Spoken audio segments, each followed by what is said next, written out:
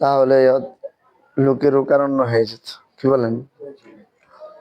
যদি অন্য কোনো পরিচয় হতো এই মজলিসটার, যদি এখানে কথার কথা দোল পিজানোর একটা পরিচয় হতো, যে মাজারের মধ্যে বিভিন্ন আয়োজন করে না, তাহলে কি লোক কম হতো? অনেক লোক হতো। কিংবা আমরা দেখতে পাই, আমরা মনে করি আমাদের চারপাশে হিন্দু অনেক কম কম থাকা সত্ত্বেও যখন নাকি হিন্দুদের বিভিন্ন দুর্গা পূজা, এই পূজা সেই পূজা হয়, যখন নাকি বিভিন্ন ধরনের বাজনা বাজায়, তখন কি লোক কম হয়? হিন্দুদের অনুষ্ঠান, কিন্তু এখানে লোকের কোনো অভাব নেই। কারণ হচ্ছে একটা আয়োজন, ওই আয়োজনটার পরিচয়টার কারণে সেখানে লোক হয়ে যাচ্ছে বেশি। তো যা হোক, লোক কম হওয়া বেশি হওয়া এইটা আল্লাহর কাছে গ্রহণযোগ্য না। লোক কম হওয়ার কারণে আল্লাহ পছন্দ করেন না, কিংবা লোক বেশি হওয়ার কারণে আল্লাহ খুব বেশি ভালোবাসানো পছন্দ করেন, এটা কিন্তু বিষয়টা এমন না। বরং আল্লাহ তাআলা বলে দিয়েছেন কোরআনের মধ্যে যে তোমাদের কে বয়স কম, কার বয়স বেশি, কে উঁচু কে নিচু, কে ধনী কে গরিব, এই হিসাবে আমি আল্লাহ তাআলা তাকে আমার কাছে মূল্যায়ন করব না। বরং আমি আল্লাহর কাছে মূল্যায়ন হবে ইন্না আকরামাকুম ইনদাল্লাহি আতকাকুম। আল্লাহর কাছে মূল্যায়নের মাপকাঠি হচ্ছে তাকওয়া, ঈমান, ইসলাম। যার ঈমান যত পাকা, যার ইসলাম যত বেশি শক্তিশালী, যার আমল আল্লাহর কাছে বেশি পছন্দনীয়, যে ইসলামের উপর বেশি অটল থাকবে, আল্লাহ তাআলা বলেন সেই আল্লাহর কাছে বেশি বেশি দামি। আর দুনিয়াতে যত সুন্দর হোক, চামড়া যেই কালারের হোক, কালো কিংবা সাদা, উঁচা হোক কিংবা খাটো হোক, যে বংশের হোক, সেটা সরকার বংশের হোক কিংবা পূজা বংশের হোক, চৌধুরী বংশের হোক বা যে কোনো বংশের হোক, এই বংশগুলো আল্লাহর কাছে কি হবে না? গ্রহণযোগ্য হবে না। আল্লাহর কাছে যদি আমি মূল্য পাইতে চাই, আল্লাহ তাআলার কাছে যদি আমি সম্মান পাইতে চাই, আল্লাহ তাআলার কাছে যদি আল্লাহর সন্তুষ্টি, আল্লাহ তাআলার যে ভালোবাসা মহাব্বত, এটা যদি আমি পাইতে চাই, তাহলে আমাকে কি লাগবে? ঈমান, তাকওয়া, আল্লাহর ভয়। এই আল্লাহর ভয় যার অন্তরে বেশি থাকবে, আল্লাহর ভয় অনুযায়ী যে বেশি আমল করবে, যে বেশি গুনাহ ছাড়তে পারবে, যে বেশি আল্লাহর ভয় অর্জন করে, যে বেশি বেশি ভালো কাজ করতে পারবে আর খারাপ কাজকে ত্যাগ করতে পারবে, আল্লাহর কাছে তার দাম বেশি হবে। তো এই জন্য আল্লাহ তাআলার কাছে বেশি দামের দরকার। আর আল্লাহ তাআলা তো বলে দিয়েছেন ওয়াকালিলুম মিন ইবাদিয়াশ শাকুর, ওয়াকালিলুন মিন ইবাদিয়াশ শাকুর। মানুষের মধ্যে খুব কম সংখ্যক মানুষও থাকবে যারা আল্লাহর কৃতজ্ঞ বান্দা হবে, যারা আল্লাহকে বুঝবে, শুনবে, আল্লাহর হুকুম অনুধাবন করবে, আল্লাহর হুকুম পালন করবে। এই শ্রেণীটার সংখ্যা কি হবে? কম হবে। এটাকে আমাদের আখিরি জমানায় এত বেশি 200 কোটি মুসলমান থাকা অবস্থায় তারপরেও সংখ্যা কম হবে নাকি? এটা আগে থেকেই ছিল, এটা আগে থেকেই ছিল, এটা অনেক আগে থেকেই ছিল। সেই ইব্রাহিম আলাইহিস সালাম বলেন, কিংবা আরো যদি পিছনে যাই আমরা আদম আলাইহিস সালাম থেকে, তখন থেকেই যে ইসলামের যে সিলসিলা, তখন থেকেই যে ইমানের কাজ, তখন থেকেই ভালো মানুষের সংখ্যা কম ছিল আর খারাপ মানুষের সংখ্যা বেশি ছিল। আরেকটা বিষয় হচ্ছে যে আমরা আত্মপরিচয়ের সংকটে ভুগি। আমাদের আত্মপরিচয় কি, আমার পরিচয় কি, কোন পরিচয়ে আমি পরিচিত হতে চাই, এইটার একটা সংকট, একটা হীনমন্যতা, এই ব্যাপারে আমাদের মধ্যে একটা দুর্বলতা, মনের মধ্যে এক ধরনের একটা ইনকিসারি ভাব, মানে একটা ছোট ভাব যে মুসলিম, এই পরিচয়টা আমরা গ্রহণ করতে চাই না। আমি সরকার, প্রথমে কি বলে? আমি সরকার, আমি চৌধুরী বংশের, এরপরে আমাদেরকে আরেকটা পরিচয় শেখানো হচ্ছে, আমি বাংলাদেশ, কি বাংলাদেশ, আমি ইন্ডিয়ান, আমি পাকিস্তানি, আমি আরাবিয়ান, আমি সোমালিয়ান, আমি আমেরিকান, আমি ব্রিটেন। এই এই একটা পরিচয় আজকে সারা পৃথিবীতে চলছে। আচ্ছা বলেন তো, আমরা যদি কবরে যাই, গিয়ে বলি যে আমি বাংলাদেশি, তাহলে কি ফেরেশতা আমাকে ছেড়ে দিবে? আমি কি যদি গিয়ে বলি যে আমি আমেরিকান, তাহলে কি আমার আর সওয়াল জবাব হবে না? হবে। আমি যদি বলি আমি পাকিস্তানি, তাহলে কি কবরের ফেরেশতা আমাকে মাফ করবে? তাহলে এই যে সীমানার পরিচয়টা, যে বাংলাদেশ, ইন্ডিয়া, শুধু একটা সীমানার 10 গজ এই পাশে একটা লোক, আর 10 গজ ওই পাশে এক লোক, তার পরিচয় হচ্ছে বাংলাদেশি, আর সীমানার ওই পাশের পরিচয় কি? ইন্ডিয়ান। এখন দুজনে কবরে গেল, কবরে যেতে হবে কিনা, কি বলেন? কবরে যেতে হবে। আমরা তো অনেক কিছু অস্বীকার করি। বর্তমান আধুনিক বিশ্ব এসে, আধুনিক প্রযুক্তি এসে অনেক কিছুকে অস্বীকার করে ফেলে। এটা কিচ্ছু না। যে মৃত্যুকে কি অস্বীকার করতে পেরেছে? যে মৃত্যু কিচ্ছু নেই, এটাকে অস্বীকার করতে পেরেছে এ পর্যন্ত? যে আমরা মরতে হবে না, এই কথা কোন বিজ্ঞানী, যে আইনস্টাইন, সে আজকে দুনিয়াতে না, এত কিছু আবিষ্কার করেছে, সে মারা গেছে কিনা? হ্যাঁ, কার্ল মার্কস মারা গেছে কিনা? মাও সেতুং মারা গেছে কিনা? কি বলেন, দুনিয়ার কোন দার্শনিক কি আছে? কেউ নাই। তাহলে মৃত্যুকে কিন্তু কেউ কি করে না, অস্বীকার করে। অনেকে আছে মৃত্যুর পরে জীবনটাকে অস্বীকার করে। মৃত্যুর পরে আবার তাকে জীবিত হতে হবে, তাকে সওয়াল জবাবের মুখোমুখি হতে হবে, তাকে কবরের মধ্যে অনন্ত কিছু, মানে অনেক একটা দীর্ঘ সময় কবরে অবস্থান করতে হবে, এবং কবরের মধ্যে সওয়াল জবাবের পরে 3টা প্রশ্ন করা হবে। এই 3 প্রশ্ন করার পরে যদি সে পারে, তাহলে তার জন্য এক ধরনের ব্যবস্থাপনা, আর যদি না পারে, তাহলে তার জন্য আরেক ধরনের ব্যবস্থাপনা। 3 প্রশ্ন আপনারা জানেন, মান রব্বুকা, তোমার রব কে? মা দিনুকা, তোমার দিন কি? মান নবিয়্যুকা, তোমার নবী কে? এই পরিচয় মধ্যে তোমার দেশ কোথায় আছে? তোমার বংশে কি ভুইয়া না চৌধুরী আছে? প্রশ্ন। তুমি কি সোমালিয়ান না আমেরিকান না ব্রিটেন, ব্রিটিশ না ইতালিয়ান না ফ্রান্সের না স্পেনের, এমন কিছু প্রশ্ন আছে? নাই। তাহলে ওই জায়গায় এই 3 প্রশ্ন যদি আমি উত্তর দিতে পারি, তাহলে আমাদের জন্য এক ধরনের ব্যবস্থা হবে। আর যদি প্রশ্ন উত্তর দিতে না পারি, তাহলে কি হবে? আরেক ধরনের ব্যবস্থা হবে। যে উত্তর দিতে পারবে তার জন্য আল্লাহ রাসূল সাল্লাল্লাহু আলাইহি সাল্লাম বলেন, হাদিসে কুদসির মধ্যে এসেছে, আল্লাহ তাআলা বলবেন, ফাফরিশু লাহু ফিরাশাম মিনাল জান্নাহ, এই লোকটার কবরের মধ্যে জান্নাতের বিছানা বিছিয়ে দাও। ওয়াফতাহু লাহু বাবাম মিনাল জান্নাহ, তার কবরের সাথে জান্নাতের একটা দরজা সংযোগ করে দাও। এবং জান্নাতের মধ্যে যত ধরনের নাজ নিয়ামত থাকবে, জান্নাতের মধ্যে যত সুখের যত বিষয় থাকবে, সব কিছু তার কবরের মধ্যে চলে আসবে, সব আসবে। আর যদি সে ওই 3 প্রশ্নের উত্তর না দিতে পারে, এই 3 প্রশ্ন যদি সে আটকে যায়, তাহলে তাকে বলা হবে জাহান্নামের সাথে এই কবরের সাথে কি করে দাও? সংযুক্ত করে দাও। জাহান্নামের যত শাস্তি, ওই শাস্তি এই কবরের মধ্যে শুরু হয়ে যাবে কিছু নমুনা।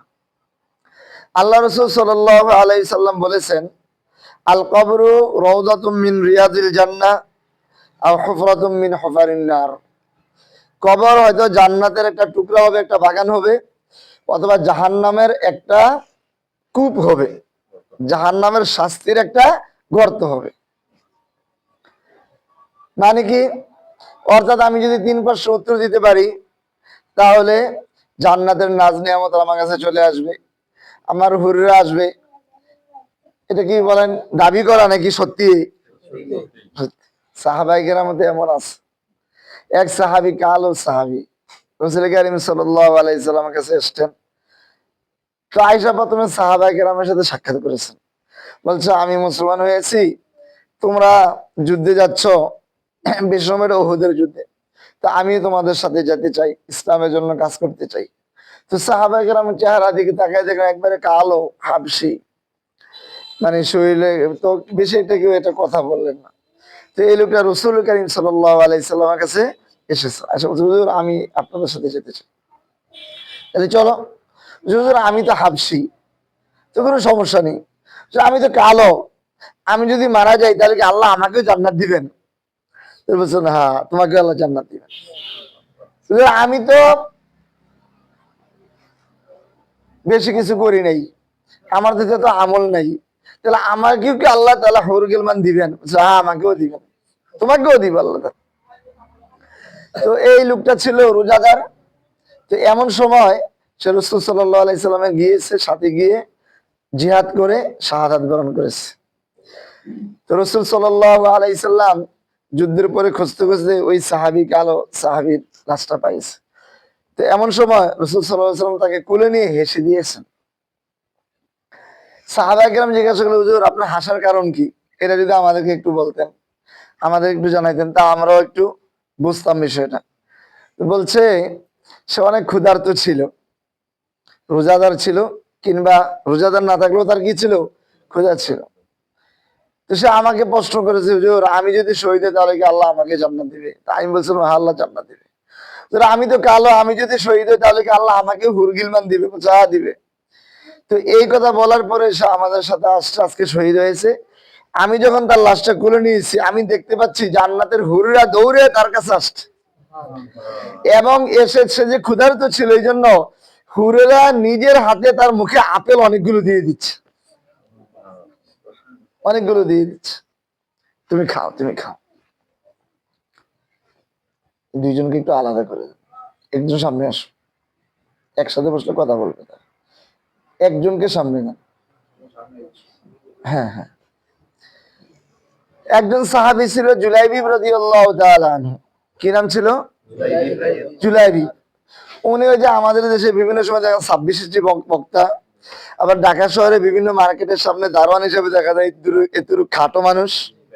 তাদেরকে ওই যে মার্কেটিং করার জন্য বিভিন্ন মার্কেটের সামনে, মানে এটা একটা আকর্ষণ আর কি, এই আকর্ষণ দিয়ে বসাইয়া অন্যান্য পাবলিক দেখলে যায়, মজা নেয় যে আরে এতুরুক মানুষ, 26 ইঞ্চি মানুষ, 22 ইঞ্চি মানুষ। তো জুলাইবি রাদিয়াল্লাহু তাআলা আনহু ছিল ওই মার্কা মানুষ, ওই ধরনের মানুষ, ওই প্রকারের মানুষ, অনেক খাটো ছিল, একেবারে খাটো। ওনার কোনো পিতৃ পরিচয় ছিল না, মাতৃ পরিচয় ছিল না। অর্থাৎ যেমন অনেকদের বংশ আছে, এটা মাকজুমি বংশ, এটা কুরাইশি বংশ, কিংবা আনসার সাহাবীদের বিভিন্ন বংশ পরিচয় আছে, এটা আউস, এটা খাজরাজ, এটা এই বিভিন্ন পরিচয় আছে না। তো এই সাহাবীর কোনো কি ছিল না, পরিচয় ছিল না। মানে কোথা থেকে আসছে, তার বাবা মাও কেউ জানে না, চিনে না, সে মুসলমান হয়েছে। তো মুসলমান হওয়ার পরে রাসূল সাল্লাল্লাহু আলাইহি সাল্লামের সাথে চলাফেরা করে, যেভাবে বলে এভাবে চলে। তো সাহাবায়ে কেরাম মাঝে মাঝে তাকে দেখলে জিজ্ঞাসা করে, আলা তাতাযাওয়াজু ইয়া জুলাইবি, এই জুলাইবি তুমি কি বিবাহ করবে না? তো জুলাইবি রাদিয়াল্লাহু তাআলা কিছু বলেন না, কারণ এই যে ছোট মানুষ তো, খাটো, মনে করে কি ইচ্ছা তাই দুষ্টামি করে, একটু ফাইজলামি করে, এই জন্য উনি কিছু বলেন না। যে সাহাবী দেখে, আলা তাতাযাওয়াজু ইয়া জুলাইবি, এই জুলাইবি তুমি কি বিবাহ করবে? বিবাহ করবে না? তো আমরা অনেক সময় গ্রামে এরকম করি না, কাউকে একজনের সবাই করে, এই তুমি কি বিয়ে করবে, এরকম। তো উনি কিচ্ছু বলেন না। একদিন রাস্তার পাশে দাঁড়িয়ে আছেন, মসজিদ নববীর পাশে, রাসূল কারীম সাল্লাল্লাহু আলাইহি সাল্লাম আসছেন। আয়েশা দেখেন জুলাইবি ক্লান্ত ছোট মানুষ বসে আছে। তো রাসূল বলতেছে, আলা তাতাযাওয়াজু ইয়া জুলাইবি, এ জুলাইবি তুমি বিবাহ করবে? কে বলছে? রাসূল সাল্লাল্লাহু আলাইহি ওয়াসাল্লাম। এটা জুলাইবি রাদিয়াল্লাহু তাআলা আনহুর মধ্যে একটু অভিমান কাজ করলো। তিনি বললেন যে আল্লাহ রাসূল, তো আপনি কি আমাকে নিয়ে মস্করা করতেছেন, দুষ্টামি করেন? অন্যান্য সাহাবীরা আমাকে নিয়ে দুষ্টামি করে, এইটা আমি কোনো মানে স্বাভাবিক মনে করি। আপনি আমার রাসূল, আপনাকে আমি এত ভালোবাসি, আপনিও কি আমাকে নিয়ে কি করলেন, একটু মস্করা করলেন, একটু ঠাট্টা করলেন? তো রাসূল সাল্লাল্লাহু আলাইহি ওয়াসাল্লাম বলেন, না, আমি তোমাকে ঠাট্টামি করিনি, তুমি কি বিবাহ করবে কিনা বলো। তো এবার জুলাইবি রাদিয়াল্লাহু তাআলা আনহু বললেন যে ওমাইযাবিজনি ইয়া রাসূলুল্লাহ, আমার কাছে কে মেয়ে বিয়া দিবে? আমি ছোট, 26 ইঞ্চি মানুষ, ছোট্ট মানুষ, মদিনার আনসারীদের বাচ্চা 4-5 বছরের বাচ্চা হওয়া থেকে বড়। এই যে বাচ্চা 8 বছরের বাচ্চা, এই বাচ্চাও কি জুলাইবি রাদিয়াল্লাহু থেকে বড়। কেউ 5-6 বছরের বাচ্চা আমার থেকে উঁচু লম্বা, আমি এত খাটো, আমার কাছে কে মেয়ে বিয়া দিবে? এবার রাসূলুল্লাহ সাল্লাল্লাহু আলাইহি সাল্লাম বললেন, আচ্ছা আচ্ছা ঠিক আছে, তুমি একটা কাজ করো, ওই আনসারী সাহাবী মদিনার সম্ভ্রান্ত পরিবার একজনের নাম বললেন, উনি হচ্ছেন গোত্র প্রধান। তো ওনার কাছে যাও, যাইয়া ওনার একটা মেয়ে আছে মদিনার মধ্যে, সুন্দরী মেয়ে, উঁচা লম্বা মেয়ে, ওনাকে গিয়ে বলো যে আরসালানি রাসূলুল্লাহ, আল্লাহ রসুল আমাকে আপনার কাছে পাঠিয়েছেন আপনার মেয়ে আমার কাছে বিবাহ দেওয়ার জন্য। কে বলছে এই কথা? রাসূলুল্লাহ সাল্লাল্লাহু আলাইহি সাল্লাম বলছেন। তো জুরাইব রাদিয়াল্লাহু তাআলা আনহু যায়, আমার মনে মনে কি একটা ভয়, একটা আশঙ্কা, আরে এত বড় প্রসিদ্ধ সাহাবী, আনসারী সাহাবী, এত উচ্চ বংশের সাহাবী, ওনার এত সুন্দরী মেয়ে আমার কাছে বিয়ে দিবে, আমি ছোট মানুষ। তো উনি গিয়েছেন, রাসূল সাল্লাল্লাহু আলাইহি সাল্লাম পাঠিয়েছেন। তো গিয়েছেন, যাওয়ার পরে যে বলছেন আমাকে রাসূল সাল্লাল্লাহু আলাইহি সাল্লাম পাঠিয়েছেন আর খিতাব পেশ করেছেন যে আপনার মেয়েকে আমার কাছে বিবাহ দেওয়ার জন্য। তো ওই সাহাবী শুনেই একটু নাড়াচাড়া পড়ছে যে এইটা কি, কেমন প্রস্তাব, এত ছোট সাহাবী, মদিনার সবাই যাকে নিয়ে দুষ্টামি করে, ফাজলামি করে, টিটকারি করে, এবং এই যার কোনো বংশ পরিচয় নেই, বাবাকে এটাও কেউ জানে না, তার মা কে এইটাও কেউ জানে না, সে মুসলমান হয়েছে, এখনো মুসলমানদের সাথে চলে, মুসলিম পরিচয়। কি পরিচয় ভাই? এই পরিচয়টা কিন্তু আমরা এখন গ্রহণ করতে চাই না। মুসলিম পরিচয় আমাদের সমস্যা, এবং সারা দুনিয়াতে মুসলিম পরিচয়টার মধ্যে একটা হীনমন্যতা, একটা ভয়, একটা নিচুতা, একটা দুর্বলতা সৃষ্টি করে দিয়েছে ইহুদি খ্রিস্টান মিডিয়াগুলো। তার যে মুসলিম পরিচয় মানে কি, সে এক অন্য জগতের, একটা নিচু, একটা অসামাজিক, মানে তাকে তার মধ্যে একটা ইয়া করে দিয়েছে। অথচ ইসলামের পরিচয় ছাড়া, মুসলিম পরিচয় ছাড়া আল্লাহর কাছে কি করে চলবে? কোনো পরিচয় চলবে না। কোন পরিচয় দিয়ে কবরে চলা যাবে, হাসরে চলা যাবে, ফুলসরাতে চলা যাবে, জান্নাত জাহান্নামের, জান্নাতের ফয়সালা কোনো ফয়সালা আসবে? তো মুসলিম পরিচয়, তো বলছেন আমি তো মুসলিম পরিচয় আসছি।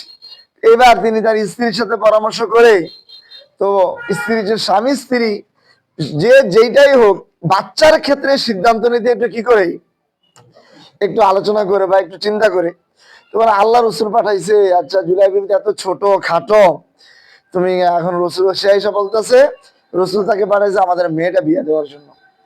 তো স্বামী স্ত্রী দুজনে পরামর্শ করতে, এইটা তো মানতে পারি না, আমার মেয়েকে এইভাবে একটা বংশহীন বা নিজ পরিচয়হীন ছোট্ট একটা ছেলে গেছে এরকম ভাবে বিবাহ দেব, তা নিষেধ করে দেন। তো এইবার ওই সাহাবী বলল যে যা যা, আমরা তোমার কাছে আমাদের মেয়ে বিবাহ দিব না, নিষেধ করে দিয়েছে। তো নিষেধ করে দেওয়ার পরে সে বের হয়ে যাচ্ছে, চলে আসবে রাসূল সাল্লাল্লাহু আলাইহি সাল্লামের কাছে। এমন সময় পর্দার আড়াল থেকে মেয়ে বাবাকে ডাক দিয়েছে, এতক্ষণ মেয়ে শুনছে সব কথা। মেয়ে শুনে বলছে বাবা কে আসছিল, কেন আসছিল, কেন আপনি ফিরিয়ে দিচ্ছেন? তো বলছে মা তোমার এটা জানার দরকার নেই, তুমি মেয়ে মানুষ, ওই পাশে থাকো। বলছে না আপনি বলতে হবে। জুলাইবিব আসছিল, জুলাইবিব কে? রাসূলের সাহাবী, মুসলিম, নও মুসলিম, মুসলিম হয়েছে। আচ্ছা কি কেন? কার এসে ছোট খাটো সব সাহাবীরা তাকে নিয়ে দুষ্টামি করে, মস্করা করে। এখন সে আইসা বলতেছে যে রসুল নাকি তাকে পাঠিয়েছে তোমাকে তার কাছে বিবাহ দেওয়ার জন্য। এটা কি মা হয়? এটা কি সম্ভব? তুমি এত উঁচা লম্বা আর সে এত ছোট, এটা তো কোনোভাবেই মিলে না। এবার ওই আনসারী সাহাবীর মেয়ে পর্দার আড়াল থেকে বলতেছে বাবা আল্লাহর রসুল যেই সাহাবীকে আমার স্বামী হিসাবে পছন্দ করেছেন সে আমার স্বামী হবে, আপনি তাকে ফিরিয়ে দিয়েন না, রুজ্জুহু আলাইয়া, ও বাবা তাড়াতাড়ি করে ওই সাহাবীকে ফিরিয়ে নিয়ে আসেন ঘরে, আমার কাছে ফিরিয়ে নিয়ে আসেন। আল্লাহ রসুল যাকে আমার স্বামী হিসাবে নির্বাচিত করেছে, আল্লাহ রসুল যাকে আমার জন্য পছন্দ করেছে, আমি তার স্ত্রী হবে, আমি তার স্ত্রী হব, আমি তার কাছে বিবাহ বসবো, এইটা আমার পরিচয় যথেষ্ট, আর অন্য কোনো পরিচয় যথেষ্ট আর কোনো কিছু দরকার নেই আমার। একবার চিন্তা করে দেখেন তো আজকের সমাজে এমন যদি 12 ইঞ্চি 14 ইঞ্চি 22 ইঞ্চি 26 ইঞ্চি আইসা ছোট্ট আইসা বলে যে আপনার মেয়েকে আমার কাছে বিবাহ দেন, তোমার পরিচয় কি? বলছে আমি কালিমা পড়ি লা ইলাহা ইল্লাল্লাহ, আমার এটাই পরিচয়, আমি মুসলিম, আমার আর কোনো পরিচয় নাই। এই পরিচয় কি আপনারা দিবেন বিবাহ? এই পরিচয়তে দিবেন না। আমাদের কাছে অনেক সময় যে আপনাদের কাছেও দেখবেন বলে ভাই চাচা একটা ভালো ছেলে আসেনি, হ্যাঁ জানতে চায়। তারপর যদি আপনি বলেন হ্যাঁ ঠিক আছে অমুকের একটা ভালো ছেলে আছে, কেন আপনার মেয়ে আছে, মেয়ে বিয়ে দিবে। এইবার ছেলে না জিজ্ঞাসা করে ছেলে কি চাকরি করে, এতক্ষণ জিজ্ঞাসা করছে কি একটা ভালো ছেলে, এখন যখন ছেলে সন্ধান দিবেন এখন জিজ্ঞাসা করে কি চাকরি করে, কত টাকা বেতন পায়, লেখাপড়া কি করেছে, তার বাবা কোন কোন দেশে থাকে, কি করে, বাড়ি ঘর কি আছে, বাড়িতে গিয়ে দেখে বিল্ডিং আছে কিনা, কয়টা রুম আছে, তার মেয়ে কোন নামে থাকবে এটা তো স্পষ্ট ভাবে বলতে পারে না। এরপরে গিয়ে রুম গুলো চেক করে, গ্যাস আছে কিনা, লাকড়িতে পাক করে, নাকি গরু দিয়ে, গরু পালে কিনা, গরু পাললে তো আবার মেয়ে আসলে গরু গোবর সাফ করতে হবে, কি বলেন, বিভিন্ন সমস্যা না। আমার জানা মতন আমার আত্মীয় স্বজনের ভিতরে অনেকগুলো বিবাহ ভেঙে গেছে। আমার আত্মীয় স্বজন মেয়ে পক্ষ, তারা ছেলে গেছে বিবাহ দেয় নাই, ছেলে দেখতে গেছে, গিয়ে দেখছে ছেলের বাড়িতে গ্যাস নাই, কি নেই, শুধু গ্যাসটা, আর কোনো দোষ নাই, শুধু এই অপরাধের কারণেই তার ছেলের বাড়িতে কি নেই, গ্যাস নাই, আর মায়া বিবাহ দেন। ছেলে 1 মাসের নাজেম সাহেব, শিক্ষা সচিব, যোগ্যতা সম্পন্ন মুফতি, কিতাব বিভাগে খেদমত করে অনেক ভালো। তার বাড়ির আমাকে নিয়ে গেছে দেখার জন্য, ঠিক আছে, আমাকে আসার বলতেছে সবে তো ঠিক আছে, বাড়িতে তো গ্যাস নাই, তা আমার মেয়েদের পাক করতে পারবে না। আমি আর গ্যাসের এখন সমস্যা, এটা তো বাজার থেকে সবাই ব্যবহার করতে পারে না, বলছে না, তারপরে লাইনের গ্যাস নাই, মেয়েটা বিবাহ দেয় নাই। এই মেয়েটার বিবাহ দিছে কিছুদিন পরে যে ছেলেটার কাছে, আমি আর জিজ্ঞাসাও করি নাই, পরবর্তীতে আমি জানতে পারছি যে ছেলে কাছে বিবাহ, ছেলে নুরানি মাদ্রাসায় পড়ায়। কোন মাদ্রাসায়? একটা নুরানি মাদ্রাসায় পড়ায়। আচ্ছা, আপনারা তো মোটামুটি যদিও মাদ্রাসায় পড়ছেন না, এলাকার থাকেন, এরপরে তো বুঝবেন, এদিকে রসুলপুর মাদ্রাসা আছে না, এই রসুলপুর মাদ্রাসায় কিতাব বিভাগ আছে, হেফজ বিভাগ আছে, আবার নুরানি আছে। নুরানি হচ্ছে এই যে পিচ্চিগুলো পড়ে, ছোট 8-10 বছরের নিচে যারা পড়ে, কায়দা আলিফ বাতা পড়ে, কায়দা পড়ে, আমপরা পড়ে, এইটাকে বলা হয় কি নুরানি বিভাগ। আর হেফজ বিভাগ বলা হয় যেখানে কোরআন শরীফটা মুখস্থ করে। আর কিতাব বিভাগ বলা হয় যেটা তাফসির পড়ে, ব্যাখ্যা পড়ে, বড় আলেম হয়, মুফতি হয়।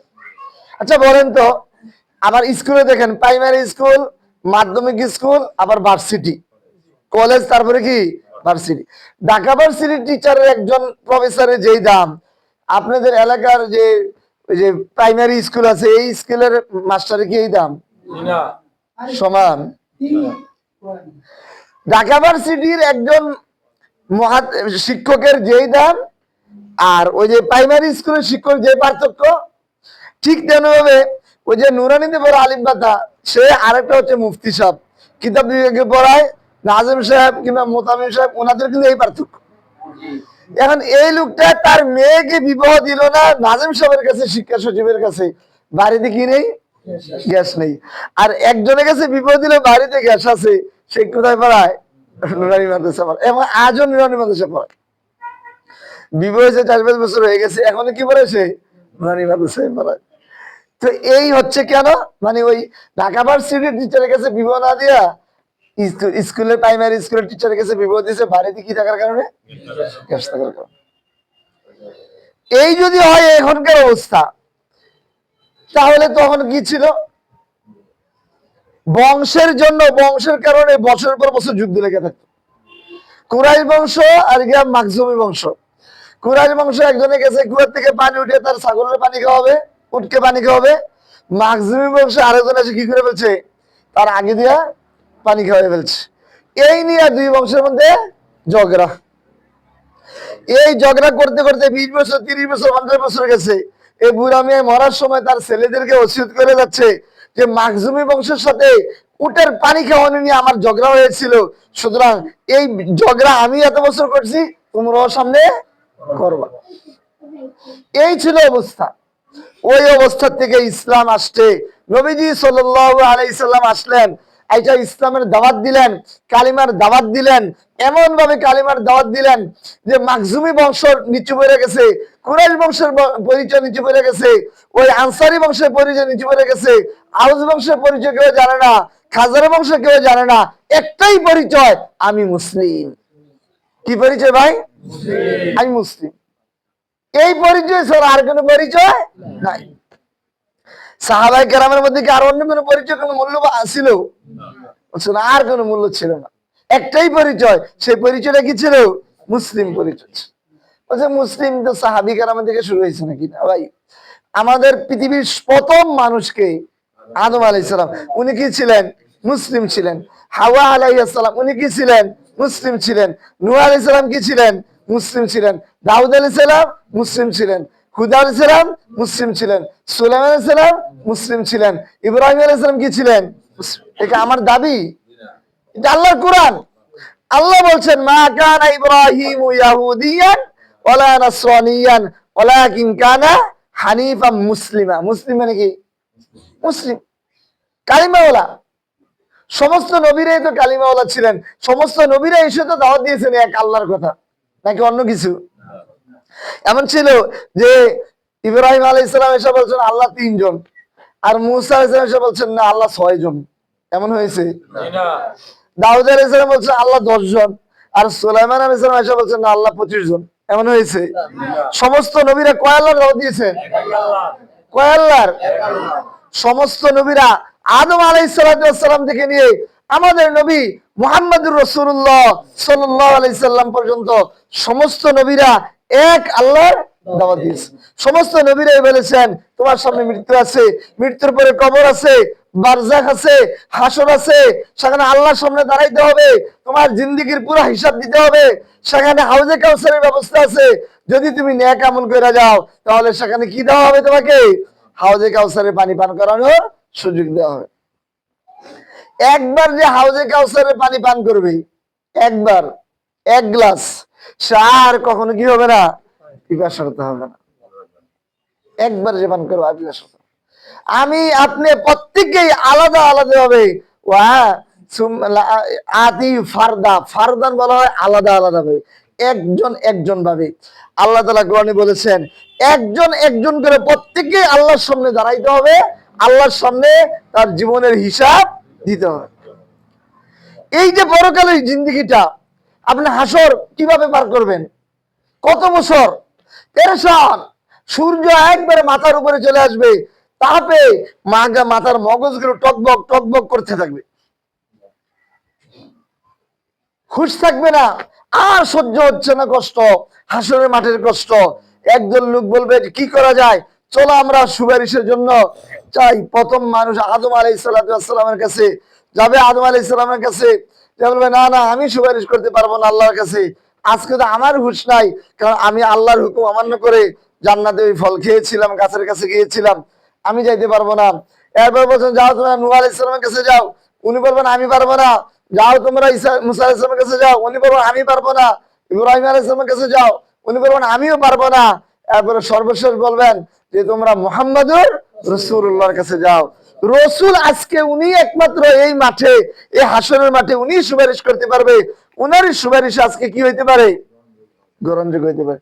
যা দেখবে রাসূলুল্লাহ সাল্লাল্লাহু আলাইহি সাল্লাম সাজদায় পড়ে আছেন, এরপরে বলবে যে উম্মত যা আমরা আসছি, আজকের হাসরের মাঠের কষ্ট আমাদের আর সহ্য হচ্ছে না, একটা ফায়সালা হয়ে যাক, বিচার যেন শুরু হয়ে যায়। তো আল্লাহ রাসূল সাল্লাল্লাহু আলাইহি সাল্লাম আল্লাহর কাছে সাজদায় যাবেন।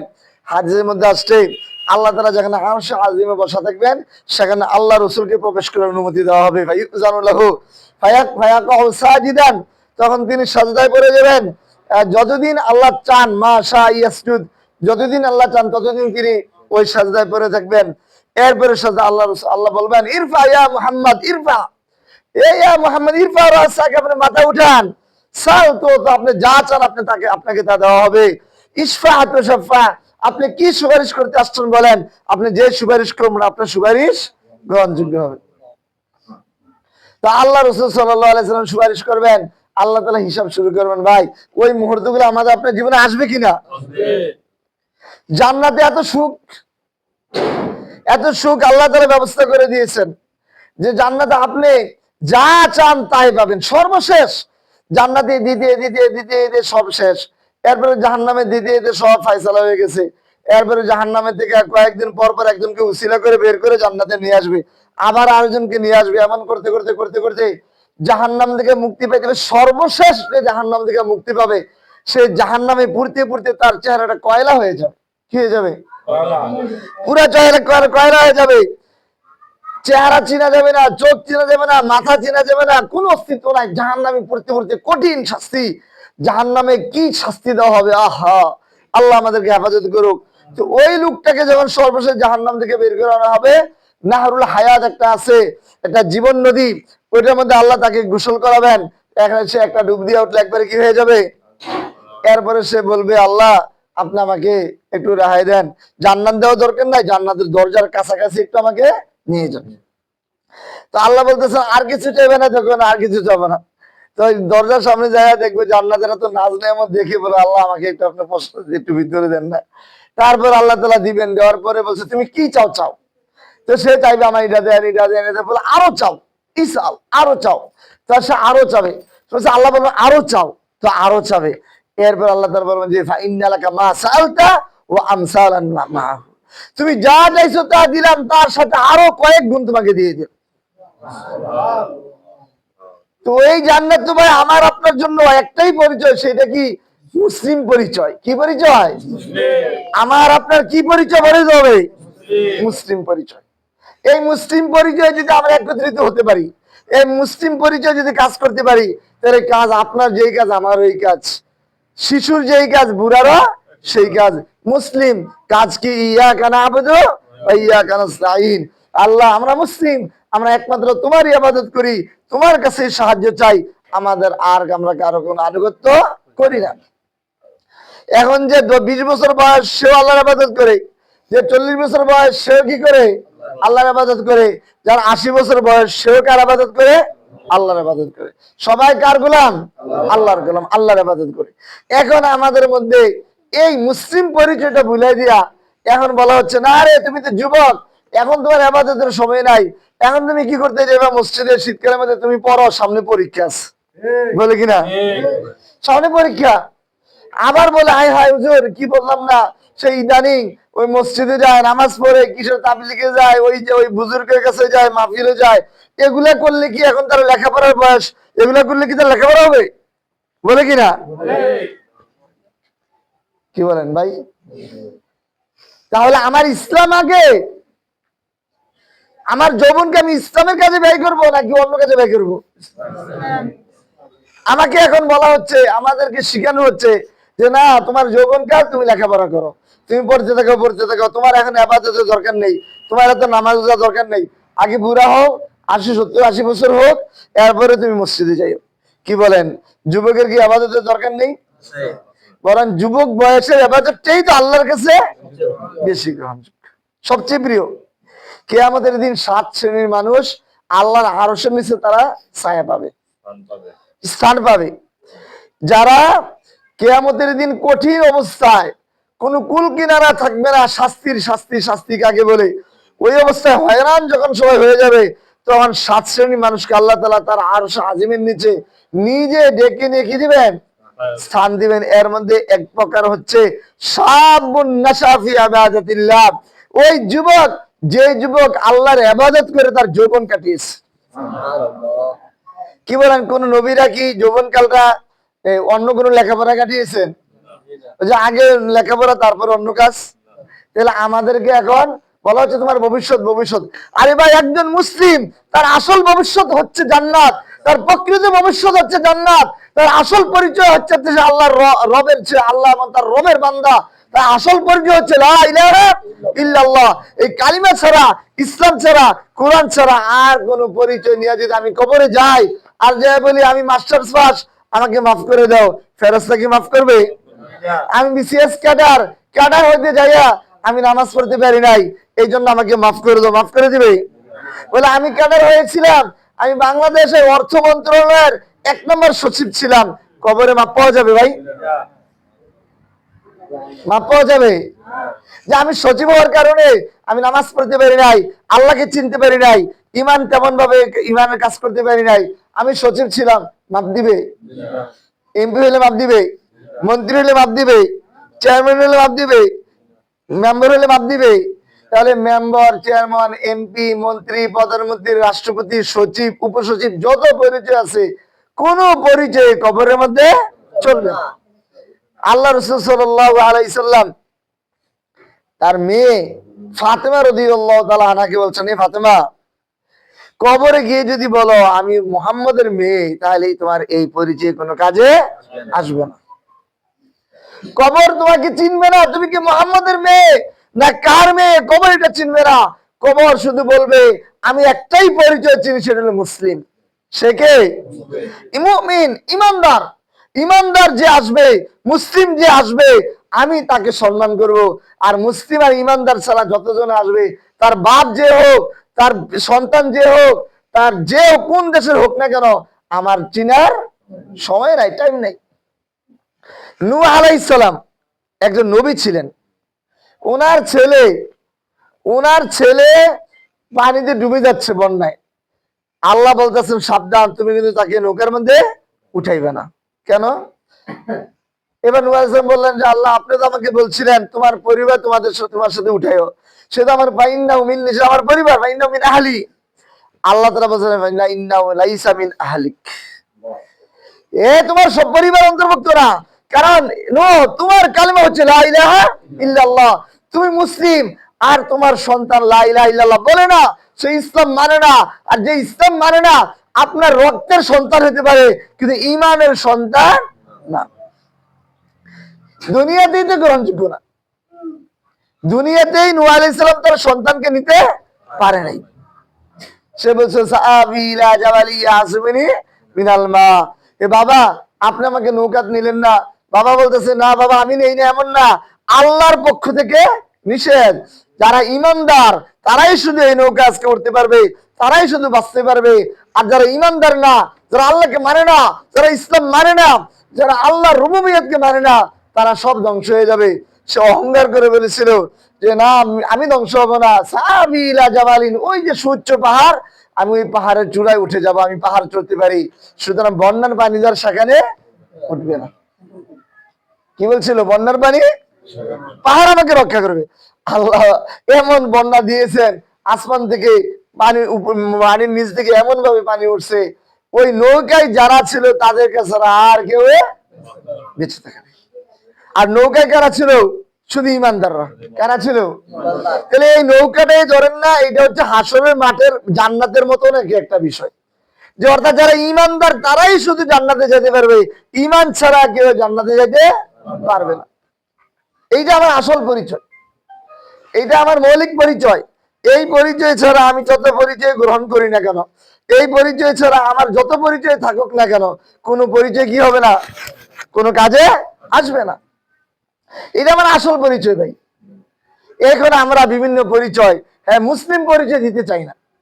মুসলিম পরিচয় দিতে কি আমার আসল পরিচয়টা, আমি তো সচিব। আমার ভাই তুমি হিন্দু না মুসলিম? পরে কি মুসলিম।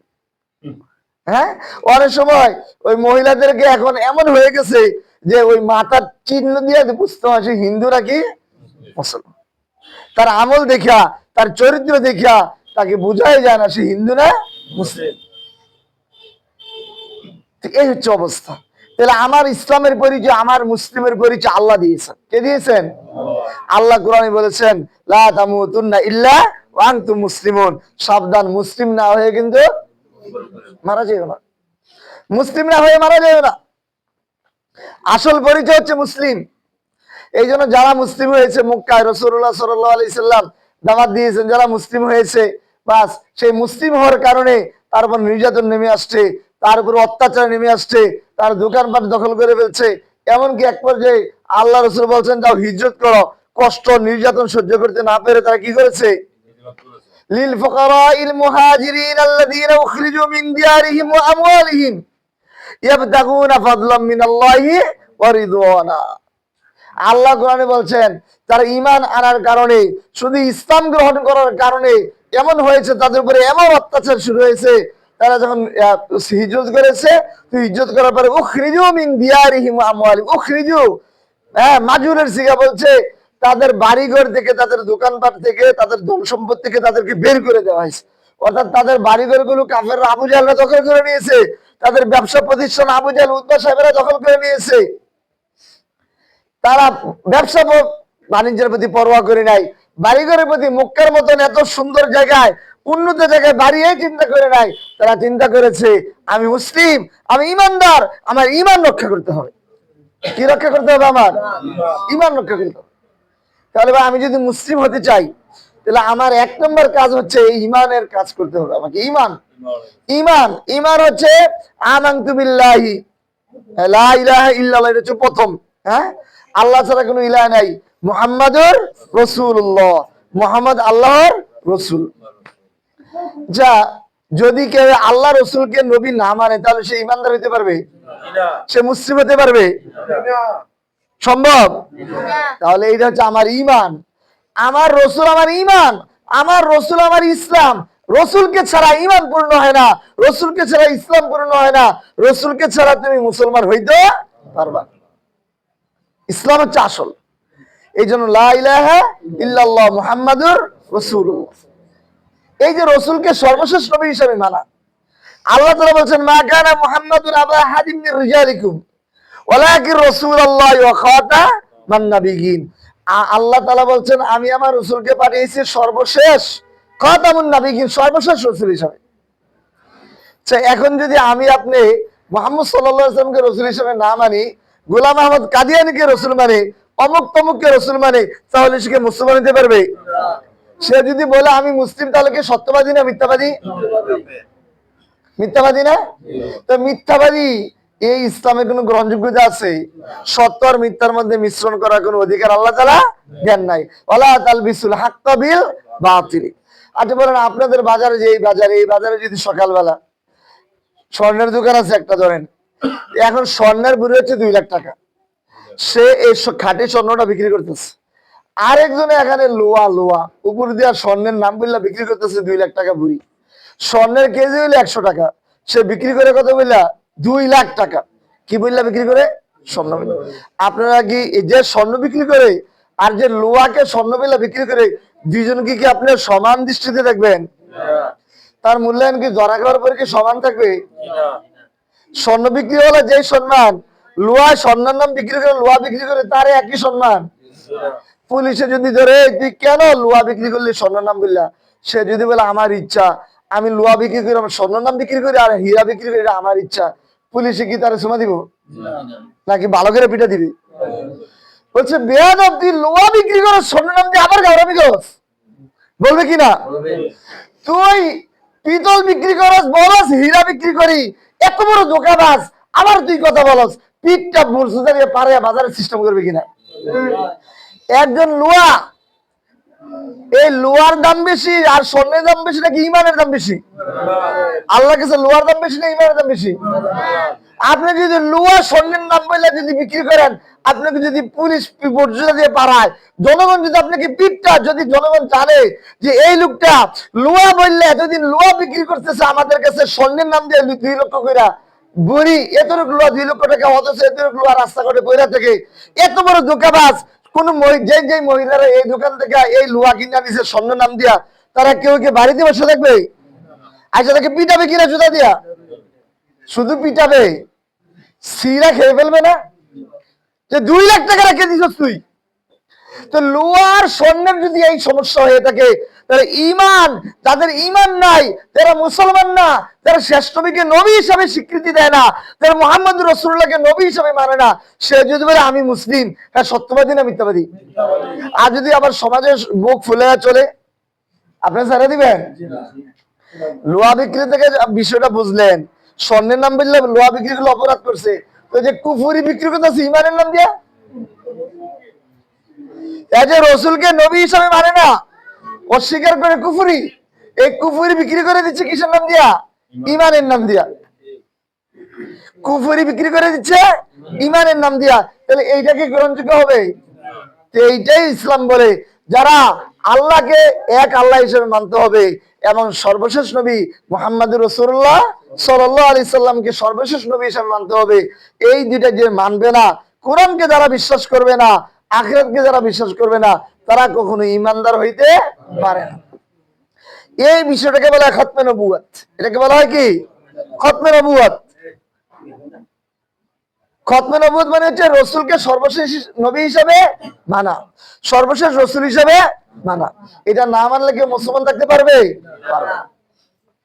পাশাপাশি আরেকটা হচ্ছে খতমে শরীয়ত, অর্থাৎ আল্লাহ রসুল যদি সর্বশেষ রসুল, আর কেউ রসুল আসবে না।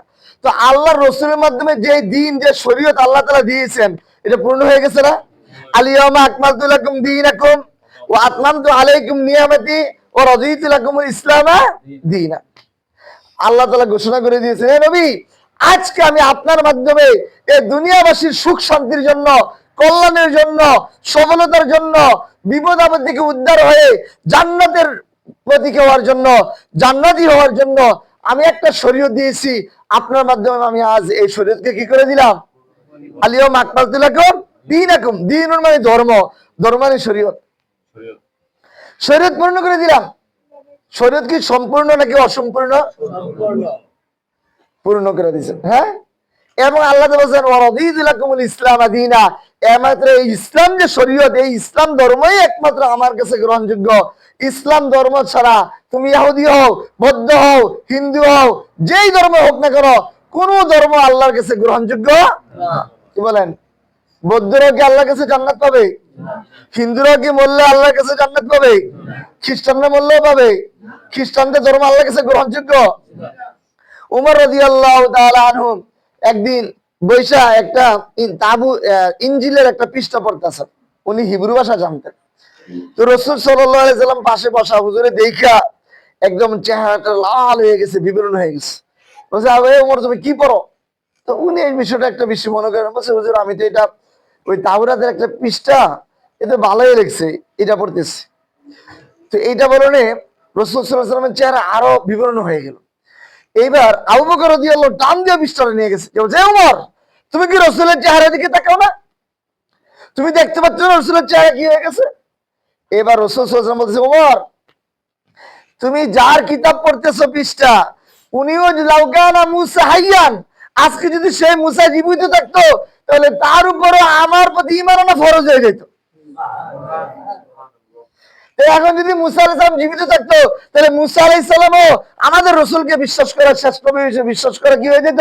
ফরজ হয়ে যেত। ইব্রাহিম আলাইহিস সালাম যদি এখন জীবিত থাকতো, ইব্রাহিম আলাইহিস সালামের উপরও আল্লাহ রাসূলকে শ্রেষ্ঠ নবী হিসেবে বিশ্বাস করা ফরজ হয়ে যেত। ঈসা আলাইহিস সালাম যদি থাকতো এবং তিনি আসবেন দুনিয়াতে, যখন আসবেন আমাদের রাসূলের উম্মত হয়ে আসবেন, আমাদের রাসূলকে সর্বশেষ নবী হিসেবে মেনেই আসবেন। সুলাইমান আলাইহিস সালাম সারা দুনিয়ার বাদশা ছিলেন, তিনিও যদি এখন দুনিয়াতে জীবিত থাকতেন, তিনিও আমাদের রাসূলকে সর্বশেষ নবী হিসেবে বিশ্বাস করতে হতো। যদি বিশ্বাস না করতেন, তাহলে তিনি মুসলমান হইতে পারতেন না। এটা আমার ঈমানের মাপকাঠি। তাই আল্লাহ তাআলা বলে দিলেন যে রাসূল সাল্লাল্লাহু আলাইহি ওয়াসাল্লাম আপনি হচ্ছেন সর্বশেষ নবী, আর আপনার মাধ্যমে আমি যে দিন দিলাম, যে শরীয়ত দিলাম, সে শরীয়ত হচ্ছে সর্বশেষ শরীয়ত। এই শরীয়তের মধ্যে আর কোনো পরিবর্তন করা যাবে না। কি বলেন, যাবে? আল্লাহ তাআলা যে কোরআন দিয়েছেন শরীয়তের মাপকাঠি, কোরআন বিধিবিধান কিতাব, এই এখন আপনারা আমরা যারা আছি তারা মিল্লা, পুরা গ্রামবাসী মিল্লাও যদি আমরা চেষ্টা করি যে কোরআনে একটা আয়াত পরিবর্তন করে নিতে পারবো? সম্ভব? কে মেনে নিবে? সারা দুনিয়ার সমস্ত 800 কোটি মানুষ মিল্লাও যে কোরআন একটা জের আর জবর পরিবর্তন করতে পারবে? হুকুম কোরআন থেকে পরিবর্তন করবে। জের জবর পরিবর্তন করার অধিকার তো আল্লাহ তাআলা কাউকে, তাহলে কোরআনের মধ্যে যে বিধান আছে, বিধানকে পরিবর্তন করার অধিকার আল্লাহ কাউকে দিয়েছেন? তাহলে দিন ধর্ম কাকে বলে? ধর্ম হচ্ছে, ধর্ম বলা হয় মানুষে কি করবে কি করবে না, বৈধতা অবৈধতার সীমারেখা ঠিক করা। ধর্ম বলা হয় পুরস্কার আর শাস্তি নির্ধারণ করা। এইটা পালন করলে এই পুরস্কার, এইটা পালন না করলে এই শাস্তি। এইটা যিনি নির্ধারণ করতে পারেন, তিনি হচ্ছেন মহান রব্বুল আলামিন।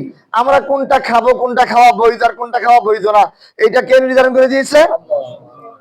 আল্লাহ। আপনাকে কথার কথা ধরেন হাঁস খাওয়ার অনুমতি দিয়েছেন, এটা বৈধ, এটা আমরা জানি না? এখন আমরা যদি সবাই মিলে ফতোয়া দেই যে এখন থেকে হাঁস খেতে পারবেন না, এটা অবৈধ, আপনি কি মানবেন? কেন মানতেন না? কেন মানবেন না? বলবেন ইসলাম এটাকে খাওয়ার জন্য কি দিয়েছে? আমাকে বৈধতা দিয়েছে। আপনাদের ফতোয়া আমি মানি না, বলবেন কিনা? আচ্ছা, নদীর মাছ, সমুদ্রের মাছ খাওয়া হালাল না হারাম? এই হালালটা করেছেন কে? হ্যাঁ, এটা হালাল করেছেন কে? আল্লাহ। এইবার এইটা যদি আমরা সব উলামায়ে কেরাম বসে ফতোয়া দেই, এখন থেকে আপনারা আর কোন সাগরের কোনো মাছ খাইতে পারবেন না, কেউ মানবে এটা? কেন মানবে না? হালাল করেছেন আল্লাহ।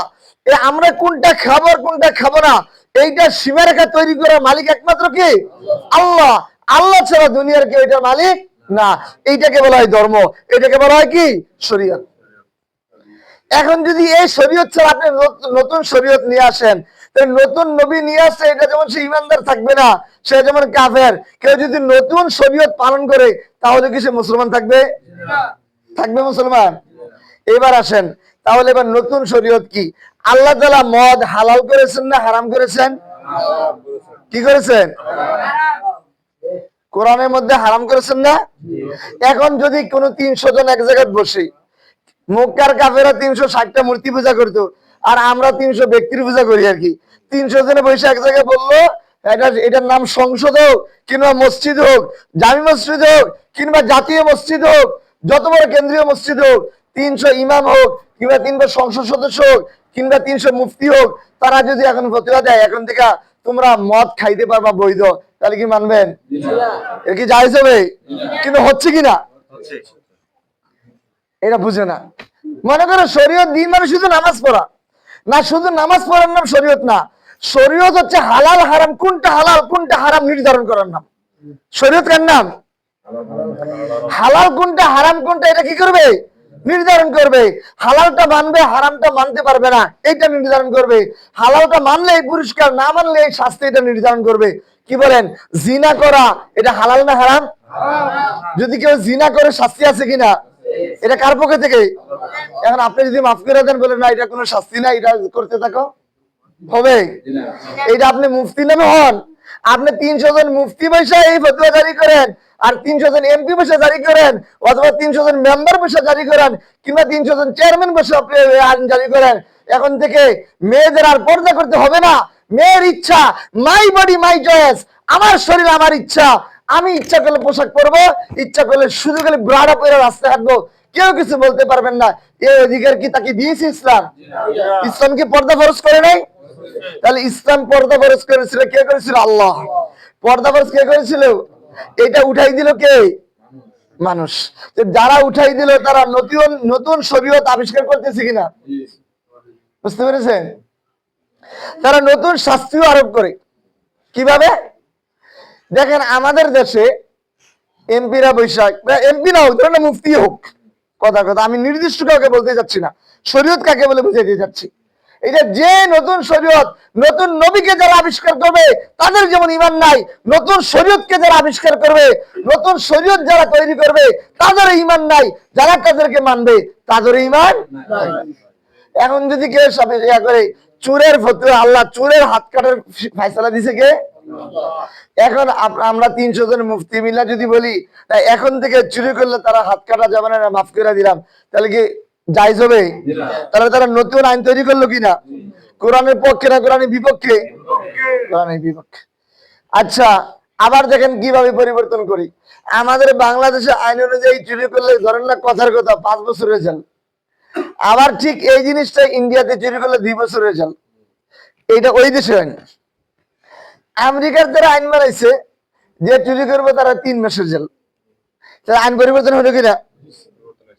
এক এক দেশে কে বানাইছে আইনটা? মানুষ।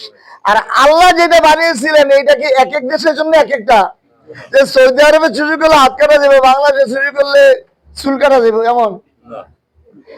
সৌদি আরবে জিনা করলে এই শাস্তি, বাংলাদেশে জিনা করলে এমন পার্থক্য? এই জন্য মুসলিম সারা দুনিয়ার সমস্ত মানুষ এক হুকুমে, সমস্ত মুসলমানদের এক হুকুম, নামাজ পড়া বাঙালিদের উপর যেমন ফরজ, ইন্ডিয়ান উপরে ফরজ, কলকাতার উপরে ফরজ, পাকিস্তানের উপরে ফরজ, আমেরিকান মুসলিমের উপরে ফরজ, লন্ডনের উপরে ফরজ, সারা দুনিয়ার সে যে হোক না কেন, আটলান্টিক মহাসাগরের এই পারে থাকুক আর ওই পারে থাকুক, সবার উপরে নামাজ পড়া কি? আর নামাজ যে ছাড়বে সবার উপরেই তার শাস্তি চলে আসবে।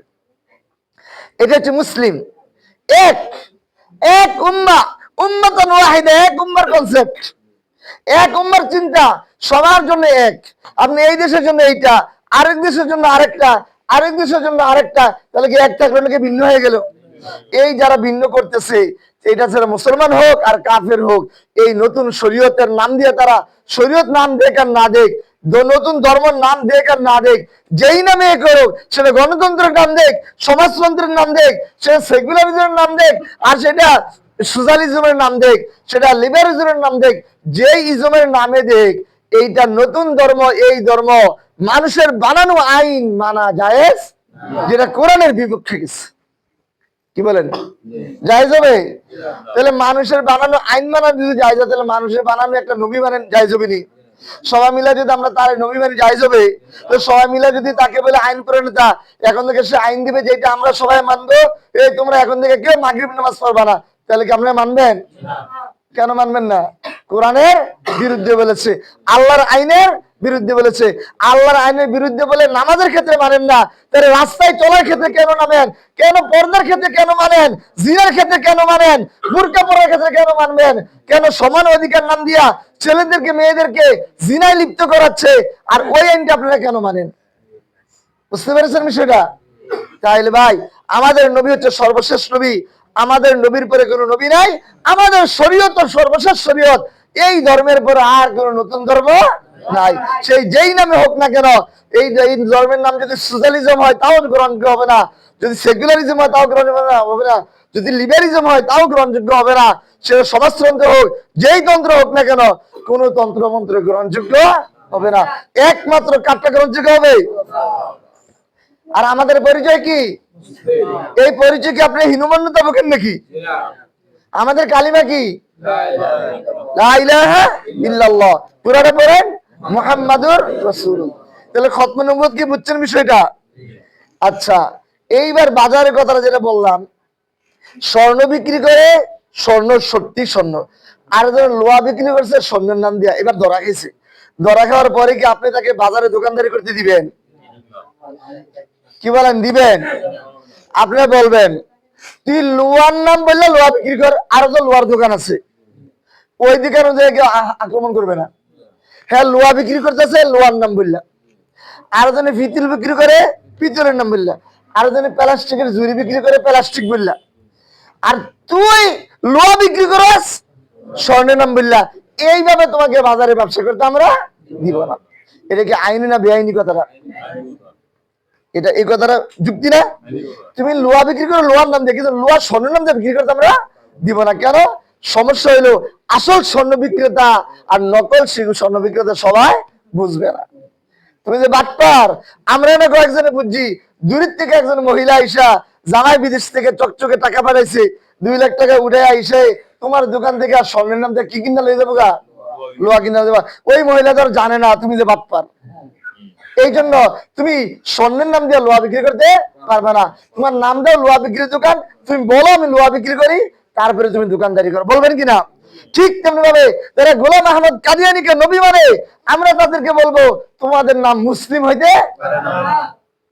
তারা নাম দিয়েছে মুসলিম, আহমদিয়া মুসলিম জামাত। কি নাম দিছে? নাম মুসলিম, কিন্তু রসুলকে বিশ্বাস করে না, সে কি মুসলিম? তাহলে যে নতুন এলাকা থেকে গেছে, কিচ্ছু জানে না, সে তো মনে করবো আমাদের গ্রামের ইমাম সাহেব মুসলিম, আর এও মুসলিম, এও মুসলিম, তাহলে পার্থক্য কি? এসে কি বুঝবে? ধোকা খাবে কিনা? ওই যে স্বর্ণের দোকানদার লোহার দোকানে যেভাবে ধোকা খাবে, ওই জায়গায় যেভাবে আপনারা দোকানদারি করতে দিবেন না। আপনারা বলবেন লোহার নাম বললে লোহা বেশ, স্বর্ণের নাম বললে ধোকাবাজি করতে পারবি না। তো আমরাও বলি যে তোমরা গোলাম আহমদকে মানো, তোমরা কাফেরের নাম বললে এই দেশে থাকো, হিন্দুরাও থাকে, বৌদ্ধরাও থাকে, খ্রিস্টানরাও থাকে, অনেক ধর্মের থাকে। আমরা কি কখনো মিছিল করছি যে বৌদ্ধরা এই দেশে থাকতে পারবে না?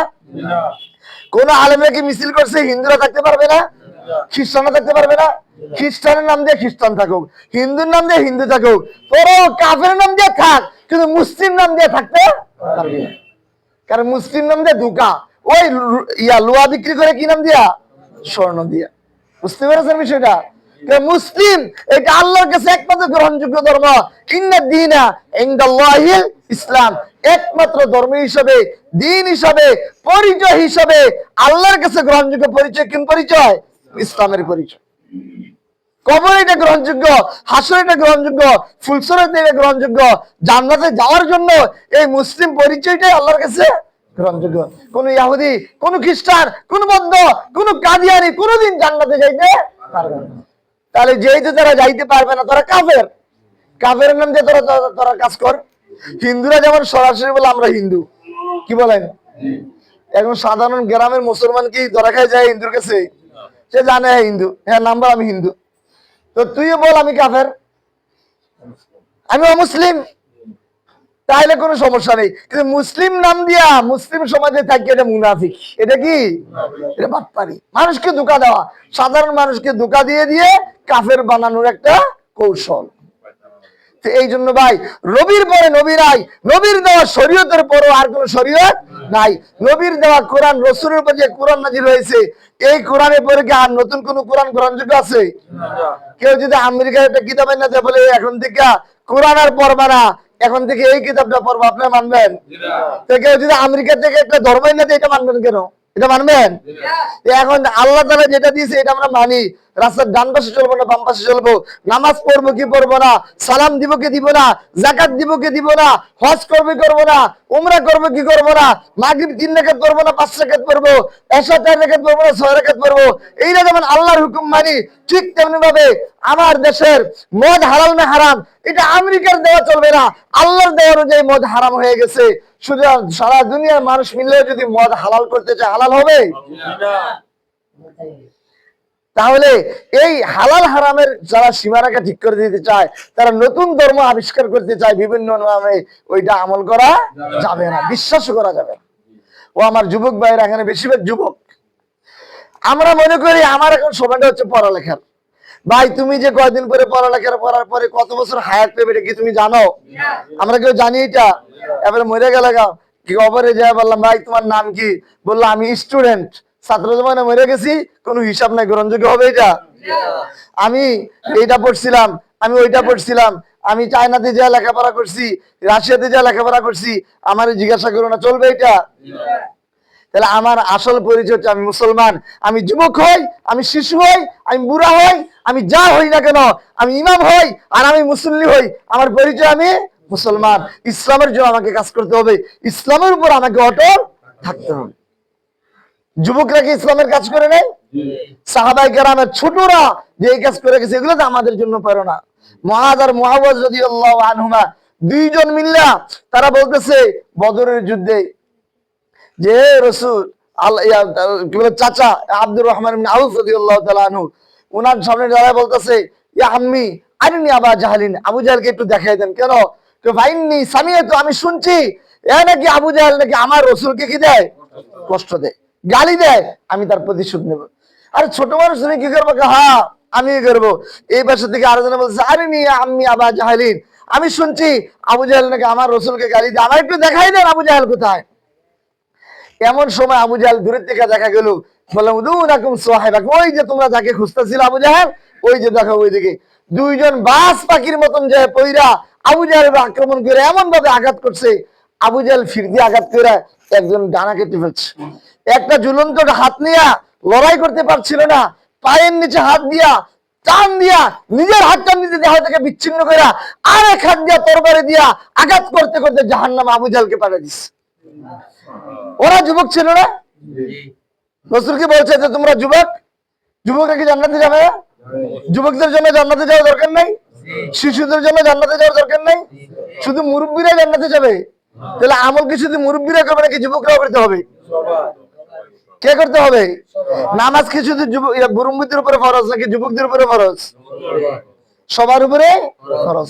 তো নামাজ যেমন সবার উপরে ফরজ, হালাল হারাম কোনটা আমি খাবো কোনটা খাবো না এটা সবার উপরে ফরজ। নাকি যুবকদের লেগে নেশা করা জায়েজ? তাহলে আমাদের সরকার যেহেতু জায়েজ দিয়ে দিছে, সরকার দেখেন ইসলাম বলছে জিনা করা হারাম, মদ খাওয়া হারাম, নেশা করা হারাম, আর রাষ্ট্রীয়ভাবে ঢাকা শহরে জায়গায় জায়গায় মোড়ে মোড়ে মদের বার বসাই দিচ্ছে। ঠিক দিছে কিনা? এটা হইলো জায়েজ।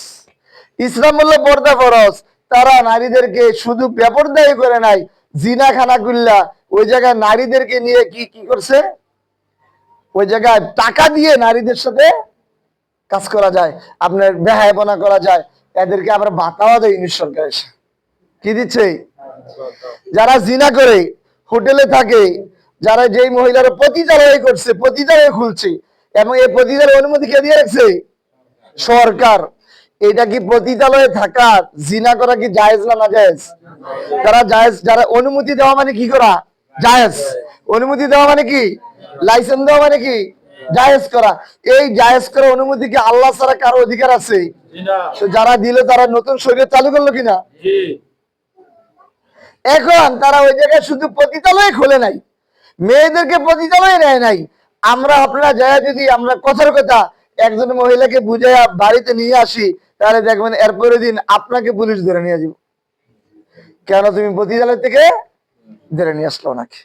এবং যারা পতিতালয়ে থাকে, এই ইউনুস সরকার আইসা, এই সরকার আইসা উল্টা আরো তাদেরকে কি দিচ্ছে, বাতা বাতা, যে তুই আর পতিতালয়ে থাক, অন্য মহিলারা ডেকে ডেকে আন।